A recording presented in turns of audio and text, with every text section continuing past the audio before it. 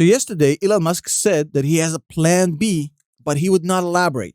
Plan B in case the Twitter proposal gets rejected by the board of directors. He wouldn't say what it is, and a lot of people jumped into the conclusion that Plan B is starting his own platform. I don't think that's the case.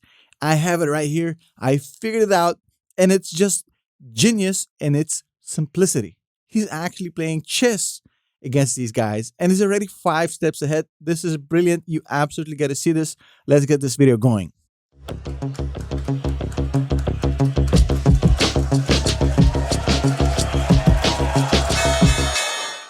Okay, so first of all, we know when Elon absolutely decided he is buying Twitter. It's not on April, it's not on March, it's not on February. In fact, it was in January 2022. In fact, January 31st, 2022.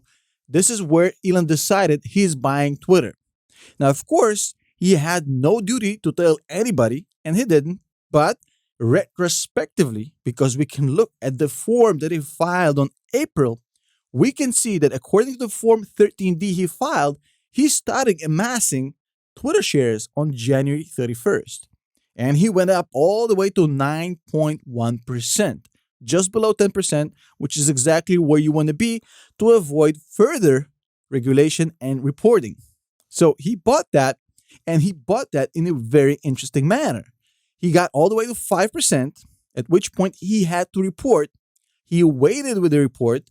He bought 4.1% more, and as a result of him waiting, he actually bought those 4% at a discount of about $170 million because people didn't know he was buying Twitter shares. That's, of course, against the reporting requirements, which I assume because of the quality of his lawyers he knew about, and he knew this is going to be the cost of doing business. He's going to get sued by the SEC. They'll settle. He'll pay a fine, but he'll get a massive $170 million discount, which is just a great piece of play here. Now, this is just the beginning.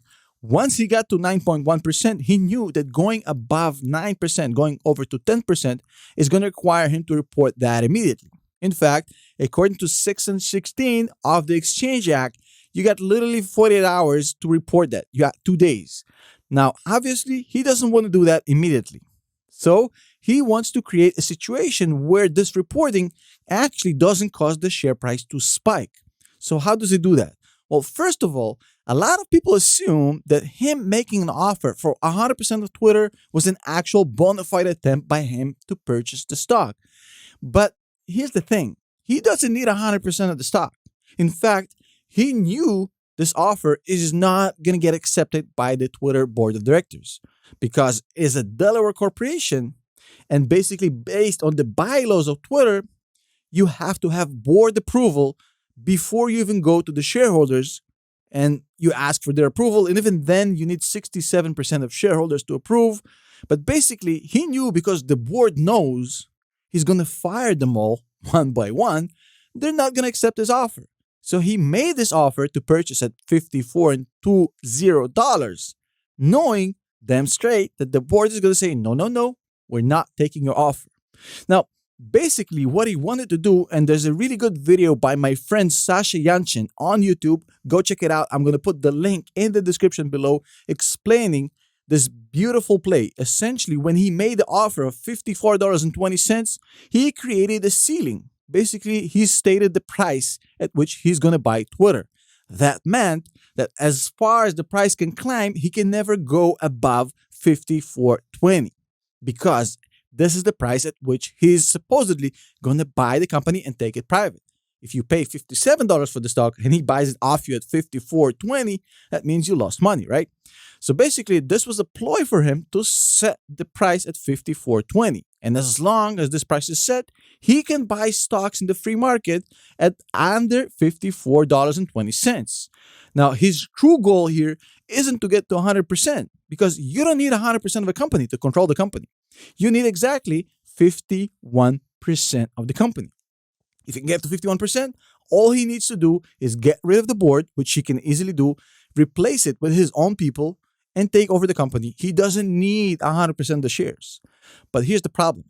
The float, the public float, is 700 million shares.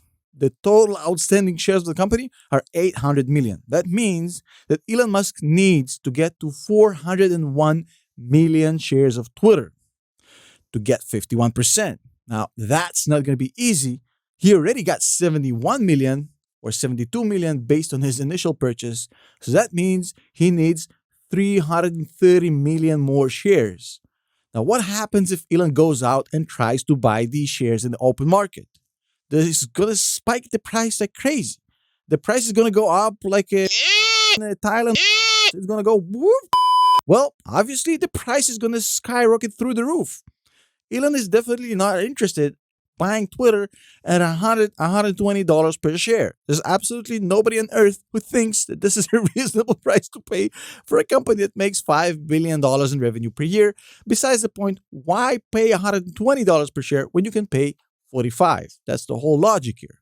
So essentially, there's a battle going on for the market price of the share between the board and Elon. So the board knows they don't want Elon because they don't want to get fired. Elon knows his offer, despite being very attractive, is not going to get accepted by the board, and they're each trying to set a price. Elon tries to lock in a lower price so he can buy shares in the free market. The board starts to hike the price, basically trying to get it up.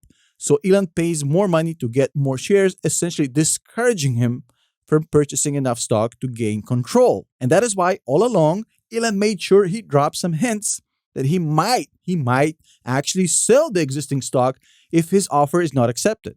He did this in the letter. He did this in the offer. In fact, he actually insinuated that at the TED Talk he had just yesterday, basically saying, hey, if they refuse, I might sell.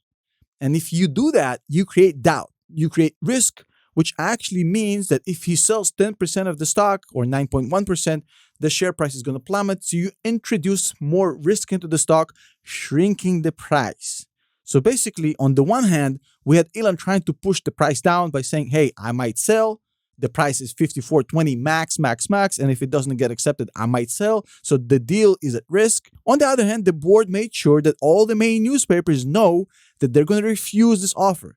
They haven't officially refused yet, but they made it very clear by using anonymous sources and sending out certain shareholders basically saying this is not even close to the intrinsic value of the stock, insinuating that this is a $70 stock at minimum. Basically trying to set the price at 70 while Elon is trying to lock it at 54. Now, we get to the interesting part. Now, in his TED Talk, he said he has Plan B. This was meant to serve two purposes. Purpose number one is to create doubt that this deal might not go through. And that is exactly why in his TED Talk, Elon was very cryptic, saying, hey, I got a plan B. He's trying to introduce risk. In the same time, the board of directors of Twitter, whose balls are shaking because they're terrified they're all going to lose their jobs, are rushing to get the notice out there that 54.20 is not going to be enough to get the deal done to push the price upwards. In the process, they actually rush and hire Goldman Sachs to be the company, to be the bank that's going to get them off the hook, saying, hey, we as independent advisors, we as bankers, we took a look at Twitter and we can confirm that the board is 100% correct, that the price is not good enough, that Twitter is worth much, much more. They have to have this piece of paper from a reputable place in order to defend themselves, because otherwise there's bound to be shareholders who's going to sue the board of directors. If they refuse this offer and the share price goes down, basically there's going to be shareholders suing the board of directors for not doing their fiduciary duty. In that case, the board needs this piece of paper from Goldman Sachs saying, hey, we just did it based on a recommendation from Goldman Sachs, a very reputable place. Not going to agree on that, not going to argue on that, but that's what they're going to say. Now, check this out. In their frenzy, in their rush to get it out there, they forgot to check the history of Goldman Sachs. Because if you actually go to pranks.com and you go to Twitter, you're going to find a very interesting piece of information. Goldman Sachs actually has an analyst who's rated way up there in the top 1% of analysts on TechPranks, a phenomenal analyst. I'm going to put it on the screen right now. Wonderful analyst from Goldman Sachs with phenomenal results, who actually gave Twitter a price target of $30 with a sell rating. He basically said, hey, $30 for Twitter is too much. An official Goldman Sachs analyst said that 30 is too much. And now Twitter rushed to hire Goldman Sachs to say that 54.20 is not enough. How are we going to explain that? Not so sure. And when Elon this is a lawsuit waiting for you guys. He's trying to scare them. And there's a reason why. He's basically saying, hey, this is not going to fly in the court of law. When you get sued, people are going to pull up this tip ranks page and they're going to show you, hey, this paper you have from Goldman Sachs, it's kind of shaky because their own analyst just said $30 is just too much, right? There's the reason why Elon put out this threat on Twitter. The reason is he's trying to slow down the board. The board did not officially yet came out and said, hey, we're not taking the offer. So he's trying to slow them down. When he said, hey, you better be careful, they need to take more time in order to show that they deliberated, they considered, they were really thorough about this. They cannot rush out the door and say, hey, no. So he's adding more pressure and more time, while in the meanwhile, he's going to go out there and try to acquire as many Twitter stocks in the free market as he can at as low price as he can without reporting anything to anyone. That's the whole point here. He needs 330 million shares at the lowest possible price without having to report it. Now, here's the interesting part. Once he goes past 10%, he's going to have to report it within 2 days. Section 16 of the Exchange Act definitely states there's a 2-day requirement. Once you go above 10%, and in that case, don't be mistaken, even if he uses different companies, different trusts, whatever, there's constructive ownerships here, there's group ownerships. Once he goes beyond 10%, whatever the structure he's going to use legally to do it, he's going to have to report within 2 days. So he'll have 2 days to amass as many shares as he has. Now, so far, he's been winning because look, the trading closed for the week.